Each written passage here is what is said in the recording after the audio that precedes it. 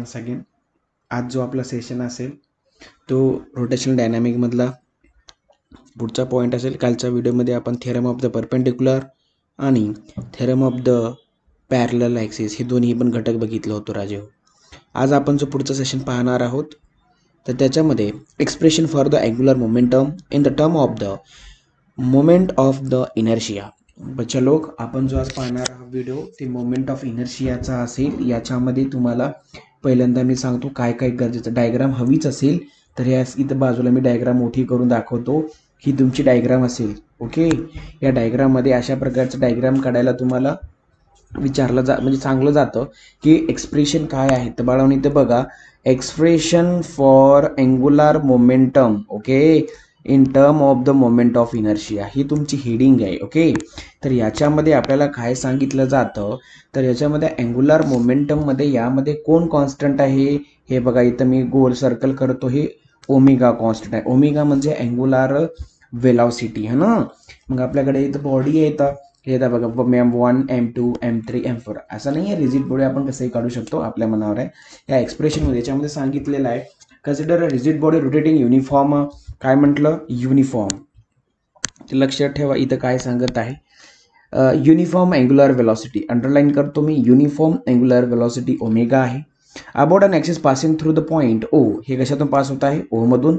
Suppose the number of masses given that बघा n particles आहेत जसं की M1 M2 M3 up to n times and situated the distance R1 R2 R3 up to Rn. Okay, respectively here. तर from the axis rotation बाळांनो यावर सांगितलं की याच्यामध्ये असणारी जी वेलॉसिटी आहे ती कशी आहे. याच्यामधली अँग्युलर वेलॉसिटी ओमेगा आहे आणि इथं particle performing how UCM uniform circular motion. मग जेव्हा तुम्ही याच्यामध्ये पार्टिकल कन्सिडर करत असतात तर first particle of the moment of inertia किंवा लिनियर मोमेंटम. आता जर आपण पहिल्या पार्टिकलसाठी बघितलं तर इथं लिहितो मी first particle. Okay, first particle. आता पहिलं पार्टिकल म्हणल्यावर आता लक्षात ठेवा पार्टिकल पहिलं आहे तर आपण काय करणार. फर्स्ट पार्टिकल ऑफ द मास, पहिल्या पार्टिकलचा मास किती असेल? M1. बरोबर आहे. मग या ठिकाणी आपण लिनियर मोमेंटमचा फॉर्म्युला आपल्याकडे काय आहे तर आहे P बरोबर MV. P म्हणजे मोमेंटम इज काय असतं? Product of the mass and velocity. Okay, तर इथं P1 M1 V1 केलं पण वी नो दॅट बच्चा लोक V1 जे असतं ही व्हीची जी व्हॅल्यू असते ती असते R ओमेगा. कोण असते? R omega. मग मी इथं काय करतो V1 R1 करतो. ओमेगाला नंबर का नाही दिलो कारण ओमेगा कसं आहे सगळ्यासाठी हे इथं बघा डायग्राममध्ये हे कॉन्स्टंट आहे. कसं आहे? कॉन्स्टंट. मग कॉन्स्टंटसाठी काही करायची गरज आहे का? नाही.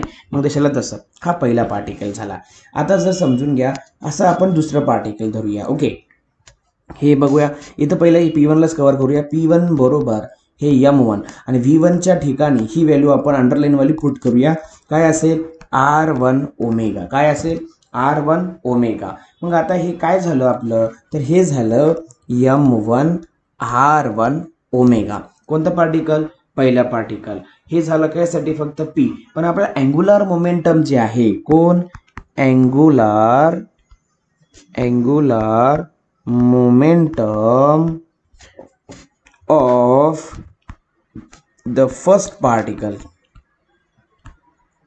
म्हणजे कोण? L1. L1 वरचा फॉर्म्युला आहे P1 गुणिले R1. आता आपल्याकडे P1 किती आहे? P1 आपल्याकडे M1 R1 ओमेगा आणि R1 तशाला तसं म्हणजे आपण एकत्र लिहिलं M1 R1 स्क्वेअर ओमेगा. हा आपला अँग्युलर मोमेंटमचा पहिला पार्टिकल. आता सेम सगळे आपण दुसरं घेऊया. सेकंड पार्टिकल अँग्युलर मोमेंटमचा कुठला पार्टिकल? सेकंड पार्टिकल म्हणजे L2 काय असेल? M2 R2 square omega. त्याच्यानंतर थर्ड पार्टिकल असेल M3 R3 square omega.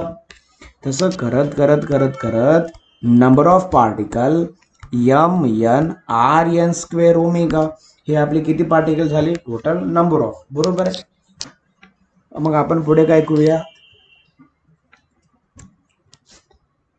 Total angular momentum L is rotating body. म्हणजे इथं होणार फॉर्म्युला L बरोबर L1 L2 L3 पासून तर Ln पर्यंत. मग L1 ची व्हॅल्यू काय आहे m1 r1 square omega m2 r2 square omega m3 r3 square omega dash dash कुठपर्यंत mn rn square omega. Okay, पुन्हा L सर्वांमध्ये कोण कॉन्स्टंट दिसू लागला आपल्याला ओमेगा. मग ओमेगाला आपण बाहेर काढूया. म्हणजे हे होईल m1 r1 square m2 r2 square m3 r3 square पासून तर mn rn स्क्वेअर. तर इथून बाहेर कोण निघतोय तर ते ओमेगा. ओके, मग आपल्याला माहित आहे L बरोबर हे जे बॉक्स मधली व्हॅल्यू आहे पूर्ण ही कशाची आहे समेशन ऑफ mi ri चा स्क्वेअर. ओके, इथं i बरोबर ओके, आणि हे बाकीचं जसे आलं तसं आणि हे ओमेगाला ओमेगा आणि हे सगळं म्हणजे कोण आहे आपला आय आहे आय आणि हे ओमेगा. म्हणजे आपल्याला फॉर्म्युला मिळणार आय चा. आय कोण असतो आपला mi moment of inertia. Okay, अशा प्रकारे आपण आहे ना दुसरा पॉइंट पाहणार आहोत याच्यातला. हे झालं होतं कशासाठी अँग्युलर मोमेंटम एक्सप्रेशन. ओके, हे पूर्ण इथं बघा आता तुम्हाला कळेल अशा प्रकारचं पूर्ण एक्सप्रेशन आहे. ही इथली डायग्राम जी आहे मी इथं हायलाइट केलेली डायग्राम जी आहे ही तुम्हाला ड्रॉ करायची आहे. ही ड्रॉ डायग्राम आणि या डायग्रामच्या नंतर हा एवढी थिअरेटिकल पार्ट लिहून इथून मी जे एक्सप्रेशन लिहिलेलं आहे एवढं पण हा डेरिव्हेशन इथं लिहायचा आहे. ओके बाळांनो, आता आपण पुढचा पॉईंट बघूया. नेक्स्ट वाला आपला पॉइंट आहे एक्सप्रेशन. कशाचं एक्सप्रेशन रे भाई. आता आपल्याला म्हणा एक्सप्रेशन फॉर द टॉर्क. कशाचं म्हणलं torque. Torque in a term of moment of inertia. Okay, पुन्हा हेच डायग्राम काही अडचण नाहीये सेम असेच डायग्राम इथं बघून घ्या. ओके, हेच आताच एक्सप्रेशन आहे. या ठिकाणी ते सेम a1 बरोबर r1 अल्फा असेल. मग f1 बरोबर ma हा force acting on the first particle. मग याच्यामध्ये आपण ए ची व्हॅल्यू बाळांनो ही ए ची व्हॅल्यू इथं पुट केली. हे बघा ए ची व्हॅल्यू पुट केल्यानंतर हा तुमचा काय m1 r1 स्क्वेअर अल्फा काय झाला m1 r1 स्क्वेअर अल्फा. मग हे टॉर्क 1 झाला.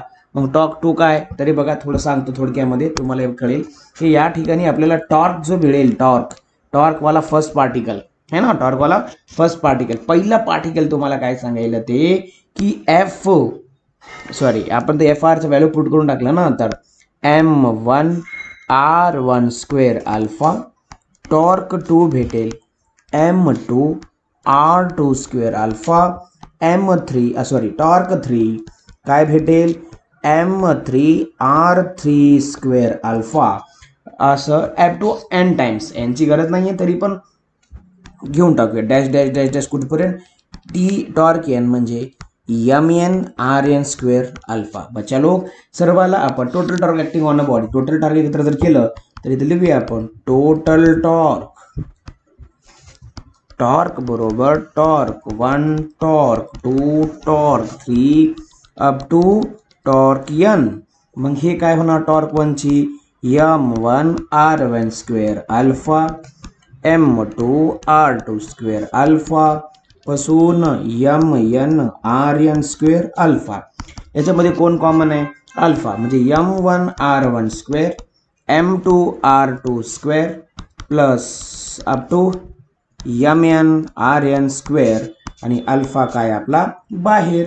हे टॉर्कला टॉर्क.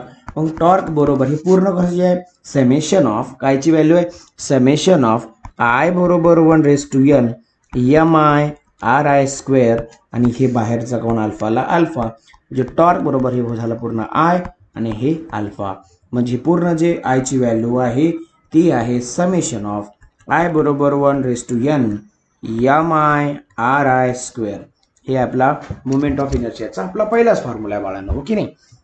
हे बघा असल्या प्रकारचं आहे खूपच सोपं आहे. फिजिक्स म्हणजे खूपच सोपं असते. ओके, फिजिक्सचा जर चांगला अभ्यास केला तर फिजिक्सचा तुम्ही कचराही करू शकता बाळांनो. ओके, आता नवीन पॉईंट पाहणार आहोत आपण. आपली नेक्स्ट हेडिंग असेल आणि ती हेडिंग आहे नेक्स्ट वाली कशाची the conservation of the angular momentum. Okay, conservation of the angular momentum.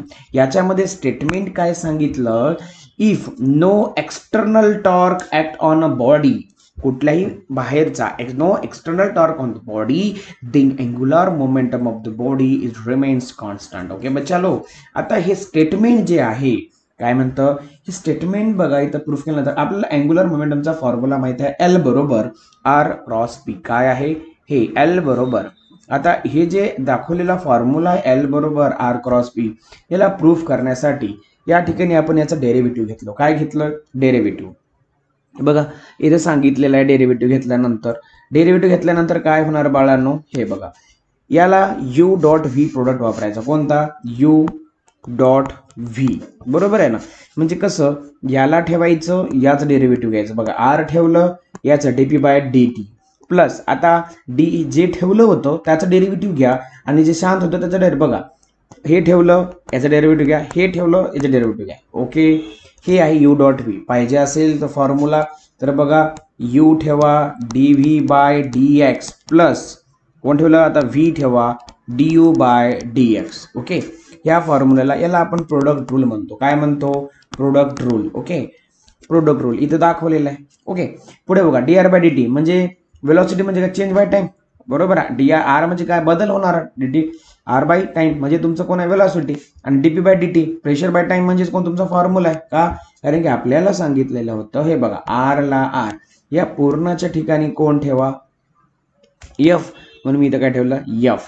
पुन्हा प्लसला प्लस, डी आरच्या डी आर बाय डीटीच्या ठिकाणी कोणाचं, व्ही, म्हणून इथं ठेवलं व्ही, आणि पी ला पी, पीच्या ठिकाणी इथं आपण पी लिहायलाच पाहिजे, पण वी नो दॅट पी म्हणजे कोण असतं, M into B, mass into velocity, product of the mass and velocity, या दोघाचा गुणाकार म्हणजे तुमचं कोण असते, पी असते. मग आपण काय केलं, आर एफ एम, पण वी नो दॅट बच्चा लोक, मी काय केलो या ठिकाणी, हा व्ही आणि हा व्ही दोन्ही व्हीला एकत्रित आणलं, व्ही क्रॉस व्ही आणि एम ला बाजूला, आणि we know that vector form मध्ये असतं, V cross V value 0, P cross P value किती असते, 0.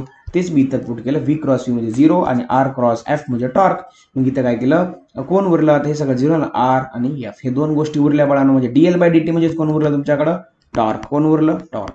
आणि वी नो दॅट खाली सांगितलं, टॉर्क जर 0 झाला, ज्या ठिकाणी टॉर्क 0 झाला तर डीएल बाय डीटी अल्सो काय होणार, 0. ओके बच्चा लो, टॉर्क 0 तर डीएल बाय डीटी पण काय होणार, 0 होणार. ओके, पुढे जाऊया, त्याचे काही एक्झाम्पल आहेत. ओके, आता एक्झाम्पल काय म्हणतं, पहिलं बॅलेट डान्सर्स. ओके, तुम्ही हे तुमच्या गुगलवर किंवा आपण सगळीकडे प्रेझेंट असतं, एवढं काय अवघड नाही, हे पूर्ण तुम्हाला इमेज दिसेलच. ओके, आईस स्केटिंग कशा प्रकारे, एरोबॅट्स इन सर्कल्स हे काय असतं. Okay, driving in a swimming pool, हे बघा डिविंग, आता आपण स्विमिंग पूलमध्ये पोहणे, या सगळ्या गोष्टीची दिसायलेल्या आहेत. Ballet dancers, ice skatings, robot in circles and diving in a swimming pool, ह्या सगळ्या गोष्टी तुम्ही आपल्या गुगलवर कधी सर्च केल्या इझिली सगळ्या माहितीच असतात, पण तरी पण हवंच असेल पिक किंवा तुम्ही पिक बघायची असेल तर तुम्ही त्याच्यावर बघू शकता इझिली. ओके बाळांनो, आता जो आपला नेक्स्ट पॉईंट असेल, आणि नेक्स्ट पॉईंट जो आहे तो आहे रोलिंग मोशन. कोणता मोशन, रोलिंग मोशन.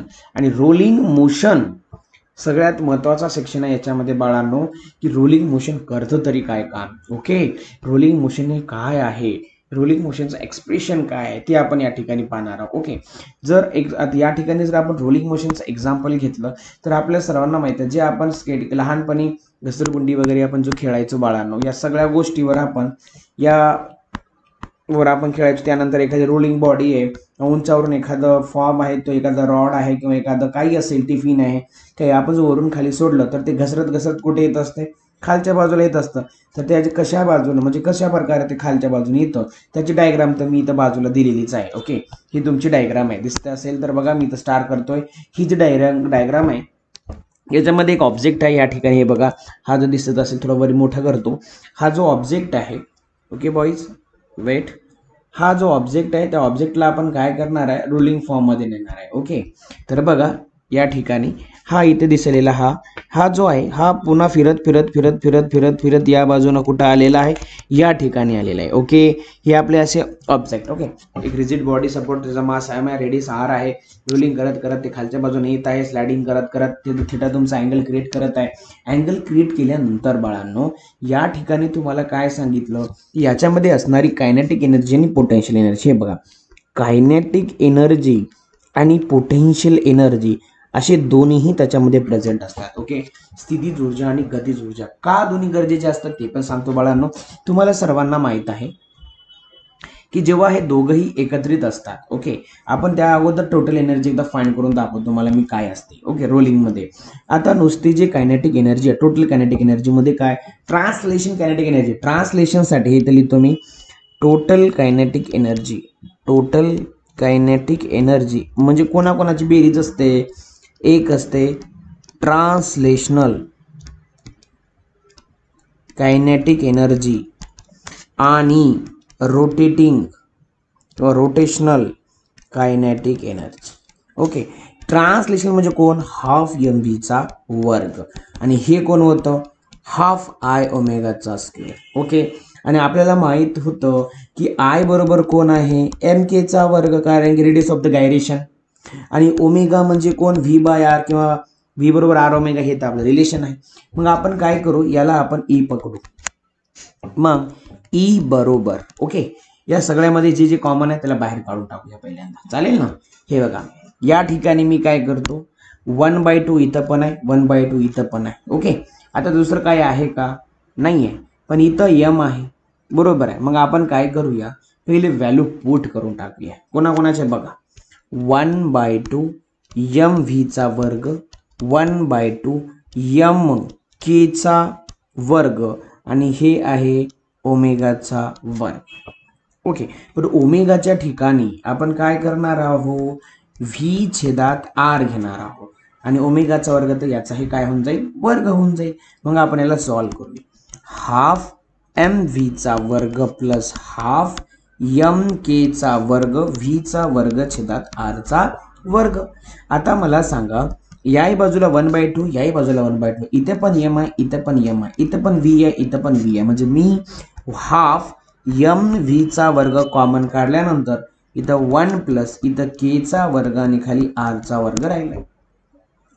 म्हणजे हे झालं आपलं total kinetic energy. Total kinetic energy म्हणजे हे तुमचा जो फॉर्म्युला आहे ते आपण पुढे ऑब्जेक्टवर बघूया. कसं, तर बघा, आपला ऑब्जेक्ट या ठिकाणी होता. ओके, याच्यामध्ये म्हणजे याच्यामध्ये काय होतं, कायनेटिक एनर्जी एक होती आणि पोटेन्शियल एनर्जी होती. ओके, काय होतं, कायनेटिक एनर्जी एक होती आणि पोटेन्शियल एनर्जी. आता कायनेटिक एनर्जी आणि पोटेन्शियल एनर्जी या दोघी होत्या ना, म्हणजे दोघांची व्हॅल्यू पुट करूया. कायनेटिक एनर्जी आपण आताच काढलो, हाफ एम व्हीचा वर्ग 1 प्लस केचा वर्ग आरचा वर्ग बरोबर एम जी एच. ओके, आता मला सांगा, इथला एम आणि इथला एम मी काय करणार, एम एम गेट कॅन्सल. मग आता काय राहिलं हे बघूया, हे दोन इकडे जाणार, म्हणजे इथं व्हीचा वर्ग 1 प्लस केचा वर्ग छेदात आरचा वर्ग, दोन इकडं, आणि हे जी एच, आणि खाली आता कोणी आहे का, नाही आहे.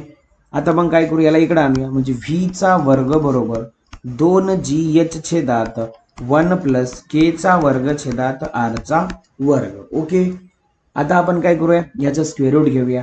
का, वर्गमूळ काढल्यानंतर व्ही ची व्हॅल्यू तुम्हाला इझिली मिळून जाईल, म्हणजे अंडर रूट 2gh छेदात 1 plus K square by R square.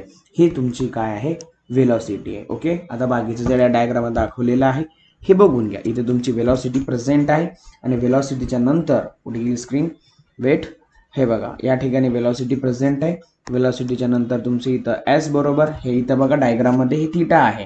Theta म्हणजे काय, साइन थीटाची व्हॅल्यू काय, साइन थीटा म्हणजे कोणासमोरील बाजू, कोणासमोर बाजू कोणा एच, आणि हायपोटेन्यूस कोणा एस. मग आपण याला काय, एच बाय, याला आपण इकडे पाठवलं, म्हणजे एस म्हणजे displacement, H by sine theta, हा तुमचा दुसरा फॉर्म्युला इथं तयार झाला आहे. ओके, थर्ड कायनेमॅटिक इक्वेशन जर वापरलं, दोन्ही व्हॅल्यू पुट केल्या, तर तुम्हाला ॲक्सेलरेशन पण मिळतं, आणि आपल्या ॲक्सेलरेशनची जी व्हॅल्यू आहे, ही व्हॅल्यू ॲक्सेलरेशनची व्हॅल्यू हे बघा इथे दाखवलेली आहे. ओके, हे मीट करून टाकतो. हे बघा, ॲक्सेलरेशनची व्हॅल्यू ही कायनेमॅटिक इक्वेशनचा चार्ट इथे दिलेला आहे. हे चारही इक्वेशन बघून घ्या, आणि हे खाली दिलेला जो ऑब्जेक्ट आहे हे सर्वात महत्त्वाचं आहे. हे सगळं बघल्यानंतर आपण याच्यावरचे प्रॉब्लेम नेक्स्ट व्हिडिओमध्ये पाहणार आहोत. Okay boys, thank you very much for today. बाकीचा भाग आपण नेक्स्ट व्हिडिओमध्ये पाहूया.